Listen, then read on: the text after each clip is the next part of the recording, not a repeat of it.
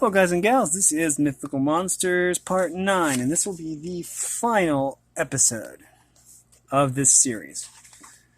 As always, this is a book by Gerrie, McCall, and McNab, and we are ready for, let's see, the last one that we looked at was the Hopkinsville Goblin, I believe. That one was especially fascinating.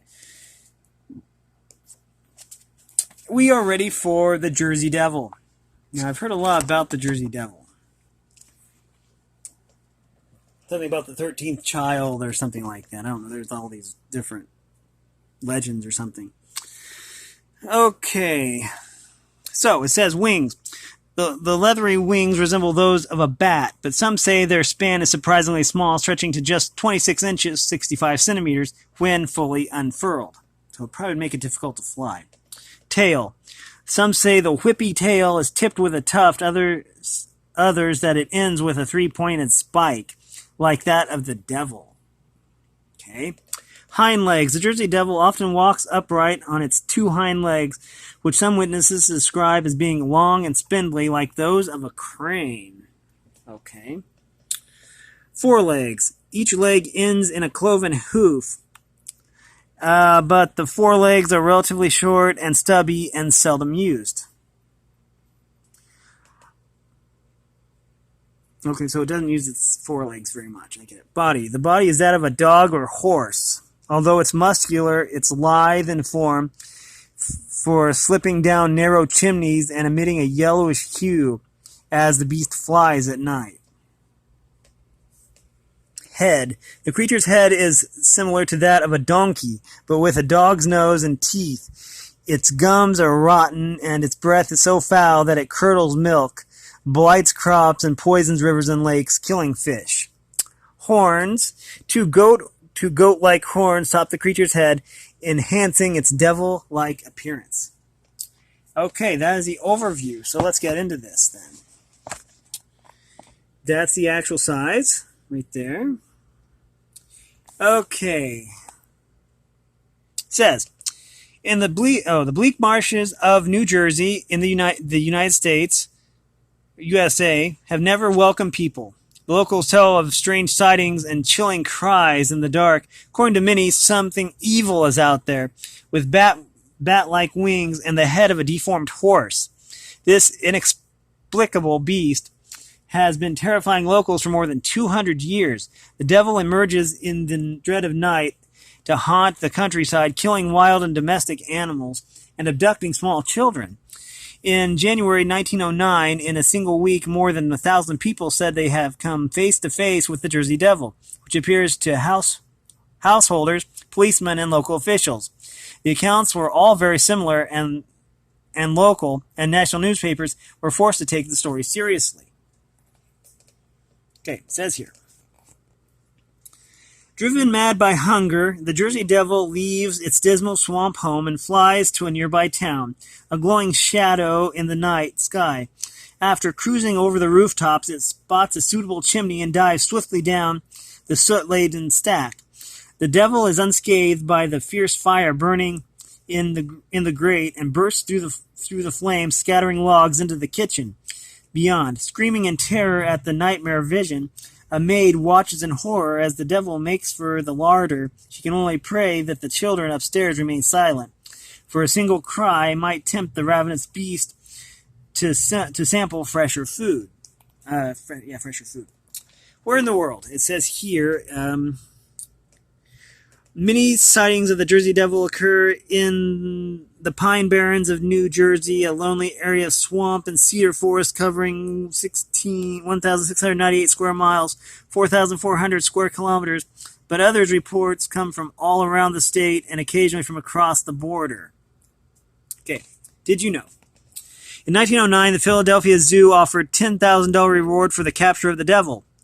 This has prompted several hoaxes, including a painted kangaroo with a set of false wings. The reward remains to be claimed to this day. When the rotting corpse of a strange, devilish creature was found in the Pine Barrens in 1957, many people took it to be evidence that the Jersey Devil was dead, but since then there have been several sightings. That was the Jersey Devil. Now we're ready for good old Nessie, the Loch Ness Monster. Neck. Like some plesiosaurs, Nessie is said to have a long, flexible neck, ideal for twisting and turning after fleeing fish. Flippers. A pair of flippers, front and back, would propel Nessie through the water like a penguin or a turtle. Tail.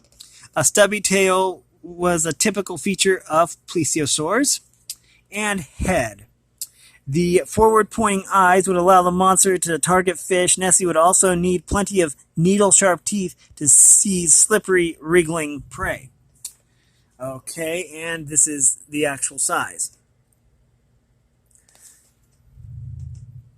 Okay, it says, Legend has long had it that something strange lurks in the dark depths of Loch Ness, and since the 1930s, thousands of people have claimed to have seen a humpbacked, long-necked beast there.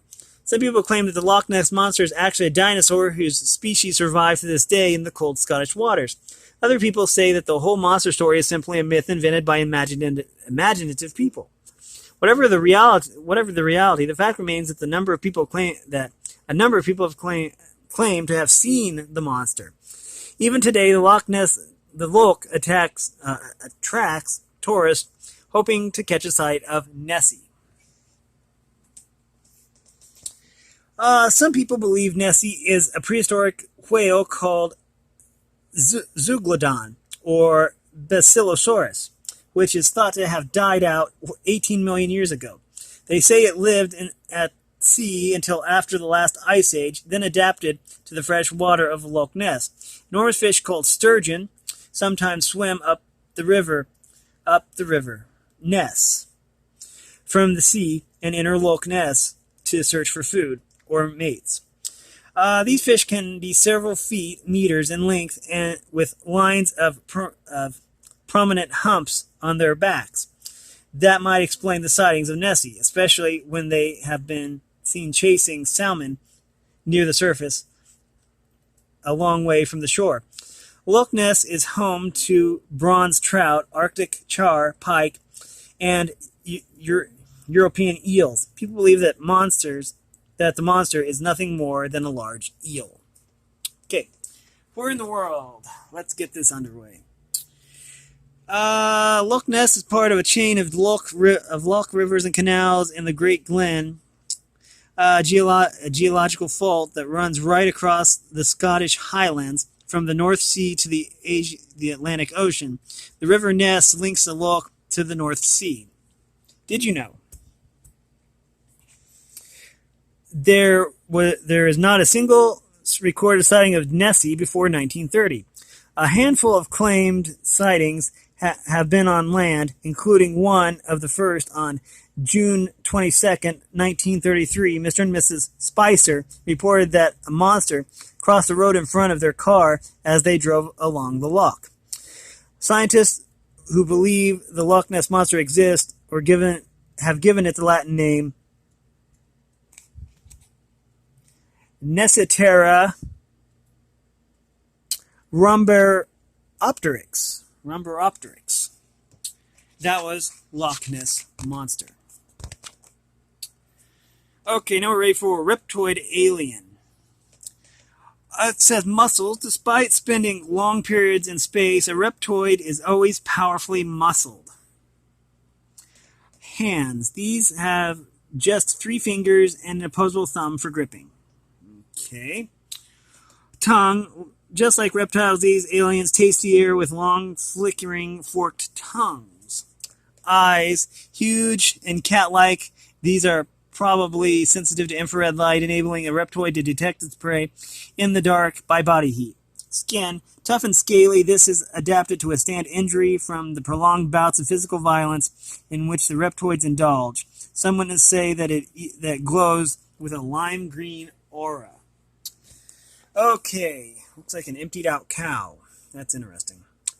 These scaly monsters seem to enjoy kidnapping both animals and human beings, so keep an eye on the skies.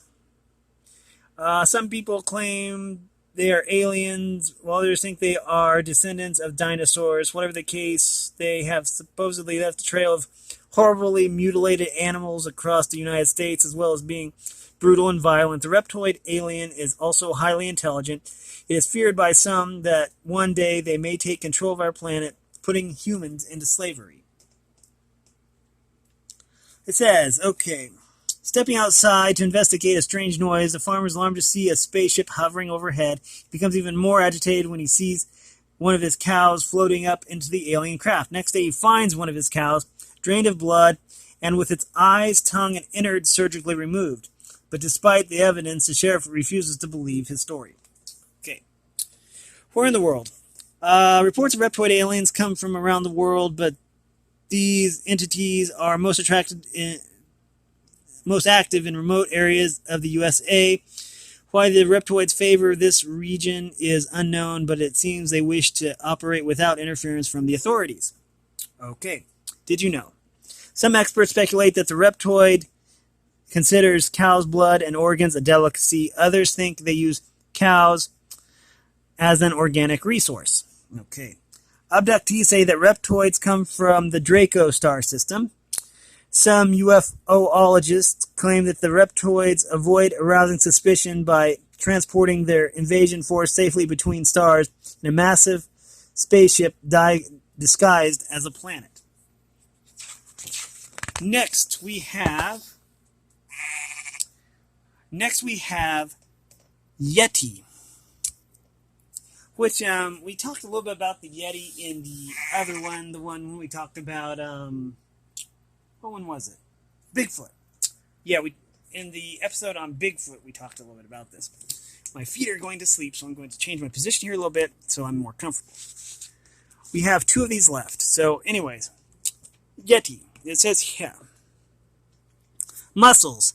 Witnesses report that the monster is strong enough to uproot trees and hurl boulders around. Legs. The Yeti walks upright with long, loping strides, leaving tracks that are far too wide apart to belong to any known primate. Okay. Feet, shaped remarkably like those of a human. The broad feet prevent the Yeti from sinking too deep into the snow. Hands. It's never wise to get too close to a Yeti because it could pick you up with one huge hand. Arms. The Yeti's arms are extremely long, hanging all the way down to its knees. Fur. Thick fur protects the Yeti from the cold in mountainous regions. This is paler in color to blend in with the snow, but on lower slopes the fur is a wiry reddish brown. Okay. Now, that's basically their size. And we are going to get to reading here. Okay, here we go. Go like this. Okay. Tantalizing trails of oversized footprints are often the only indication of this hairy creature's presence, and as it wanders across the isolated slopes of the Himalayas. Both native Sherpas and foreign explorers have glimpsed the huge upright figure loping across the snow. The Sherpas keep a close eye on the ground, and if they spot one of the Yeti's giant footprints, they will quickly get out of the area. Yetis are territorial creatures and are said to kill and eat those who wander into their territories. Local traditions describe 3 different types of Yetis, the largest growing up to 15 feet, 4.5 meters tall. Okay, it says here, Lost in the heights of the Himalayan mountains, a lone mountaineer tries desperately to find his way back to civilization. But as he wanders blindly through the snow, he stumbles into the path of a huge Yeti. Howling with rage, the hairy beast rushes over and grabs the climber by the arm. Incensed that the stranger's blundered into its territory. Then, striding onto a ledge, the monster dangles the unfortunate victim over a cliff with one strong arm before dropping the climber to his death on the rocks below. Where in the world? Okay, looks like there's 3 points here. The Yeti is found in the Himalayan mountain range in Asia, with most sightings occurring in Nepal, Bhutan, and Tibet. But some enthusiasts have also linked the Yeti with reports of similar-looking creatures, such as the North American monster Bigfoot. Did you know? There's quite a few of these. In 1961, the Nepalese government officially declared the Yeti that Yetis existed. It subsequently granted $10,000 license to any hunters dedicated and rich enough to stalk the beast through its Himalayan home. According to Sherpas, the Yeti is partial to a drop or two of alcohol. The best way to escape from a Yeti is by running downhill. Any Yeti attempting to follow will be blinded by the immense tangle of hair falling into its face and covering its eyes. Some people think the Yeti has transparent second eyelids, which protect its eyes during blizzards. The name Yeti is a Tibetan word meaning magical creature, but the Nepalese also know the beast is as Rakshas, the demon. The Chinese and Soviets call it the Alma, while another Tibetan word for the beast, Meto Kangme, is often translated as the abominable snowman. Okay, and we are to our last one here. Yowie, which is another monkey apparently. Excuse me. Okay, Yowie. It says, head. Yowie dismembers prey with its massive downward curving. The Yowie dismembers prey with its massive downward curving canine teeth, and in artificial light, its irises reflect red, indicating the eye structure of a predator. Hair. Thick hair covers the beast's broad, fat-bellied frame, and this varies in color from reddish brown to near black. Arms. The beast hurls rocks through the air and tears up small trees with its muscular arms and huge hands. Feet. The Yowie can run 3 times as fast as a human, leaving long-toed, wide footprints in the dirt. Okay, that's the size right there. And we're going to read this. And apparently somebody lost their dog. What's that? Huge, hairy, and elusive, the Yowie allegedly hides out in some of Australia's most inaccessible regions. It hunts by night, stalking kangaroos and other animals through the bush before ripping off their heads. The Yowie can move at amazing speeds, leaping over creeks and boulders. Occasionally it wanders close to areas of human habitation, where it watches people from dense cover, and if disturbed, the Yowie stomps its feet, beats its chest, and shakes trees until they snap. Sometimes the creature charges at intruders, screaming and growling, displaying its large canine teeth, and releasing an odor of rotting flesh and bad eggs. The beast has attacked people's vehicles, while farmers have found the Yowie feasting on slaughtered cattle.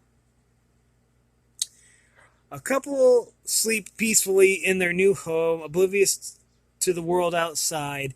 The wife's pet Pooch is left to roam. Is its name Pooch? I don't know.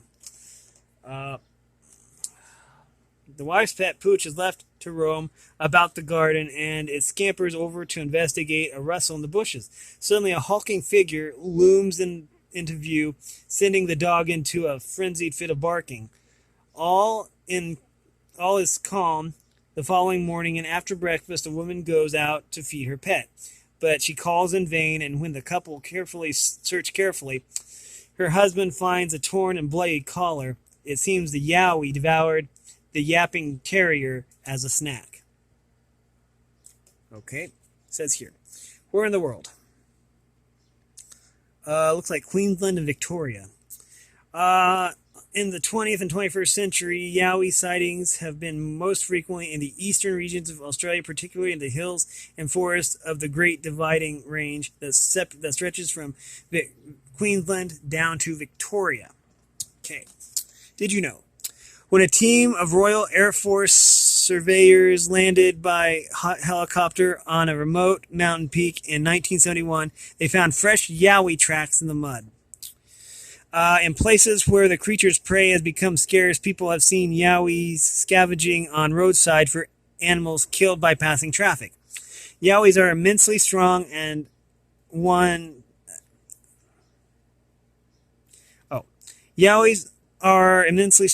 one startled individual even managed to overturn a moving Jeep. Wow. And that's all. That is the last story in Mythical Monsters, Legendary Fearsome Creatures. and that's it. There's nothing else more to this series. We have finished off all the series now except for Album of Horses, which I will get to. And I'll start some new series because I do have some ideas. Anyways, with all that being said, I appreciate you getting to the end of the video. I appreciate all the support as always. All the information will be in the description below. Make sure you like and subscribe if you like this content, and ring the bell so you know when I upload, typically at 1 a.m. every morning. That being said, thanks for watching, everyone, and have a great day.